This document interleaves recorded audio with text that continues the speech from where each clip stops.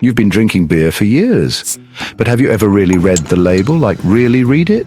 No, because buried in that label is everything you need to know to enjoy it like a pro and avoid wasting money on beer that isn't your vibe. But there's a trick to it, and once you see it, you can't unsee it. Let's crack it open.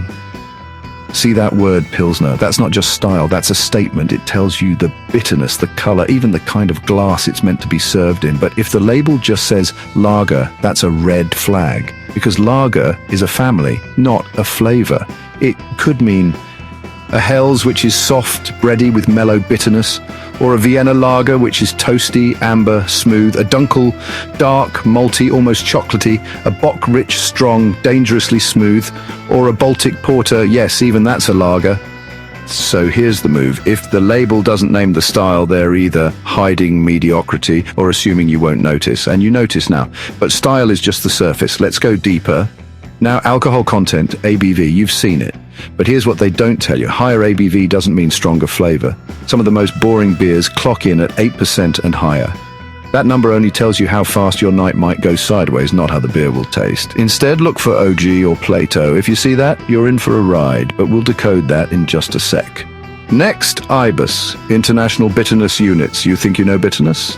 Think again, because IBUs are like hot sauce ratings, only useful if you know how they feel on your tongue. A 60 IBU West Coast IPA will bite, but a 60 IBU stout, smooth as velvet. So unless you know the style, that number means nothing. But there's a hidden number on the label that almost no one talks about, and once you know where to find it, it changes the game. Ever see phrases like dry hopped, double fermented, or bottle conditioned? They sound fancy, but here's the truth. Most of them are marketing fluff. Unless the brewery is giving you one key piece of info, the packaging date. If the label shows you when it was bottled or canned, that's a green flag. Freshness matters, especially with IPAs, fresh hop ales, or anything unfiltered. If there's no date, you're playing beer roulette. Okay, remember OG and Plato? Here's the payoff. OG stands for original gravity. It tells you how much sugar was in the unfermented beer. More sugar equals more alcohol and more body. Plato is just a different scale, mostly used in Europe. If a label lists OG or Plato, you're drinking something crafted for people who know what they're doing. And if it gives you FG2, final gravity, you've got the full blueprint of that beer's soul.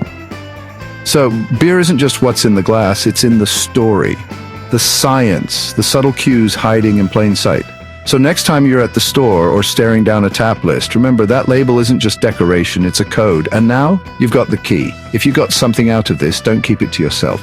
Drop a like, hit that subscribe button, and send this to someone who still thinks lager means like beer, because beer deserves better, and so do you.